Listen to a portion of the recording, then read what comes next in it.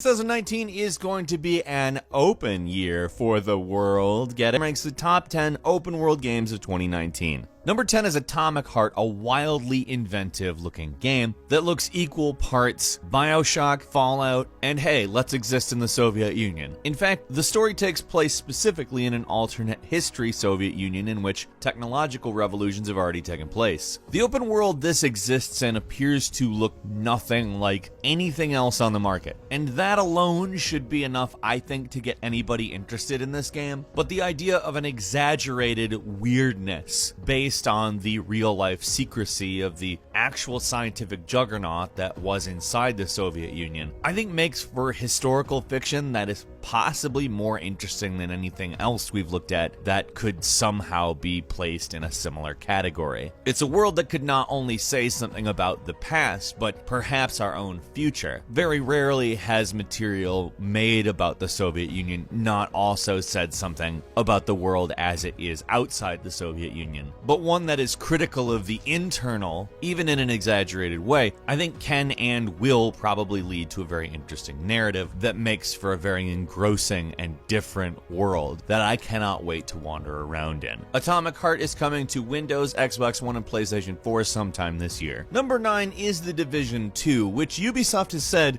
quote, "We've made the open world in Division 2 so alive." Now, I'm going to go ahead and say that's definitely marketing, but it's also a claim that when the game comes out, we can say is either true or false, and that's important. Ubisoft went on to say both enemy factions and the civilians will be out targeting different tactical locations, resources, acting on needs and goals. They really want to focus on making the open world feel kind of like a war zone rather than a place where you do objectives. Of course, that means a more unpredictable aspect to the way things work. And they said, running around the city is really interesting because you don't know what's going to happen around the next corner, and your actions helping the civilians in the world you'll see translate into them becoming more capable, but also their homes will become little fortresses.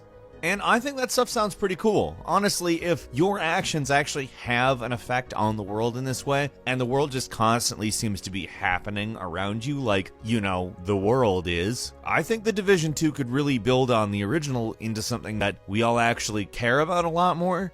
And that would be very good. Number 8 is Far Cry New Dawn, the first actual narrative sequel in the Far Cry universe, and a very interesting piece of work because, among other things, it is using a modified map of Hope County. Of course, it will be severely modified as it is post-nuclear apocalypse, which to me is quite an interesting prospect. We haven't really experienced the difference between pre- and post-nuclear apocalypse in the same location in any game. Fallout kinda gave us that a little with Fallout 4's intro, but I think this is along the lines of the Far Cry tradition. Using the same map for Far Cry Primal the way that they did, I think kind of translates to this, except for obviously this is going into the future. There's another thing they're doing in this game, which is expedition missions, which take place in different places in the country, meaning you're not going to be in Hope County the entire game, but it seems like these will probably play out as mini open worlds that you can go to and do other things, which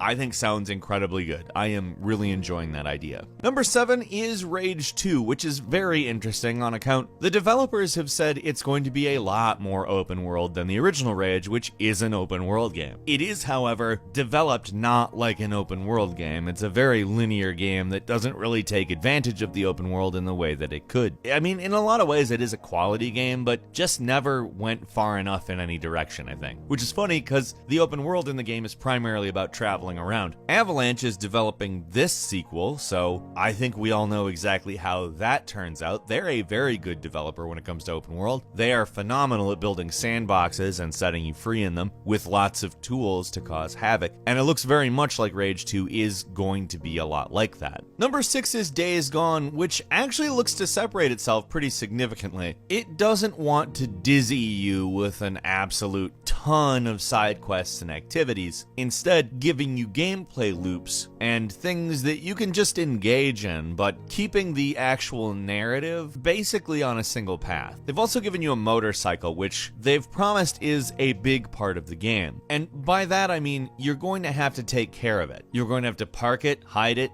save it, and you can't like whistle to have the horse just come towards you. Wherever the bike is, that's where it is. You run out of fuel, You're gonna need to get some fuel and bring it back. It's not messing around. And neither are the hordes. The hordes literally just exist on the game map, and when you see a horde, you will have to deal with them in a lot of different ways. They aren't like scripted encounters, they just are on the open world, meaning you'll be dealing with the open world in a lot of variable ways. And that sounds really cool because these encounters look amazing. And obviously there will be scripted ones, but to have them just kind of possible at any time is going to give a nice feel to the world. Also, no loading screens, so that's good. Number 5 is Anthem, which is boasting a quote-unquote completely seamless open world. Now, they're certainly not the first to do it, but BioWare is going to be loading and unloading stuff just on a constant basis, so you can continually travel in any direction and never see a load screen. That's of course a very good thing, but what's cool to hear is they're talking about how this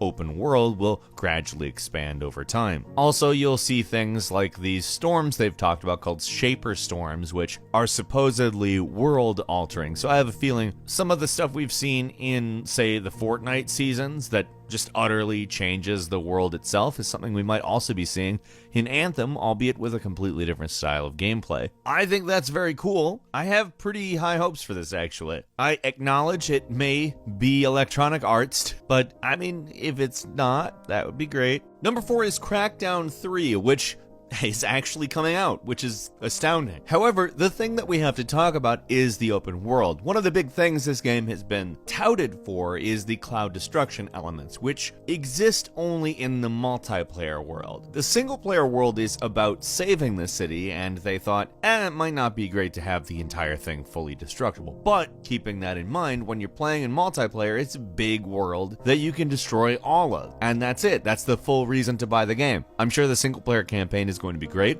I'm going to play it. I'll go through the whole thing. There's no reason not to. It seems like it's going to be a good campaign, but I want to level a city too. I think both approaches are probably relevant to their specific mode, and I'm very interested in both, but I'm really interested in destroying a city. Number 3 is Dying Light 2, which the open world is meant to really be part of the gameplay in a way that I think a lot of open worlds look at it as a location. We talked kind of about what a sort of unfolding world might be like when we were talking about Division 2, but Dying Light 2 has really set out a specific vision for what that might look like. The idea is to have an adaptive narrative where all of the things that you do completely change what factions, people, groups, locations, how everything is in the game. You could blow something up and it would just change how a society works, for instance. The idea is to make an open world with consequences, which is, in my opinion, a very interesting idea. Again, if they can deliver on it. Like I said with the Division 2, if they can deliver on it is a big deal. Simply saying the world is very interactive doesn't mean it is, and this is all obviously marketing for these games, but I mean, if you look at what we've seen of Dying Light 2, it is very cool looking.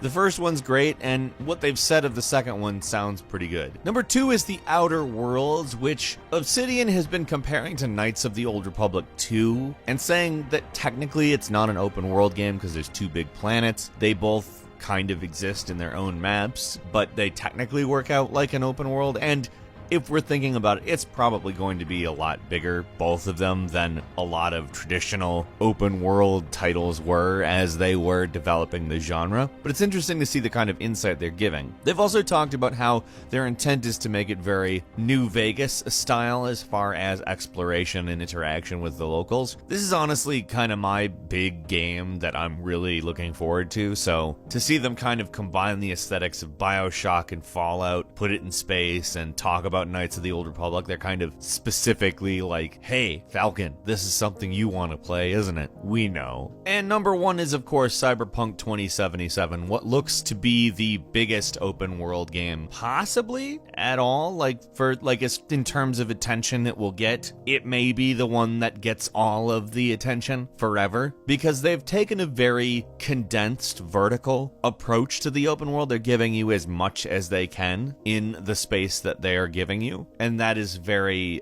encouraging in my opinion. Really, I don't care how big like physically an open world is. I care how good it is. And if that's the approach they're taking, there's a much better chance of it being good, to be frank. Got a couple of bonus games for you as well. Generation Zero coming to us from Avalanche Studios, ensuring it will be at least something interesting, is a game that takes place in 1980 Sweden, already ensuring that it is an open world filled with stuff that frankly just seems completely different. The 1980s was quite a decade, and Sweden is quite a different place, to be frank. But it's populated by machines and has been abandoned by the population. So, as you might be able to expect, we're talking about a game in which the object is a guerrilla war against machines. It sounds great as it's open world and 4-player co-op and very unique looking. Sekiro Shadows Die Twice, which is not technically an open world game, but it will feature a massive world that's interconnected, according to From Software,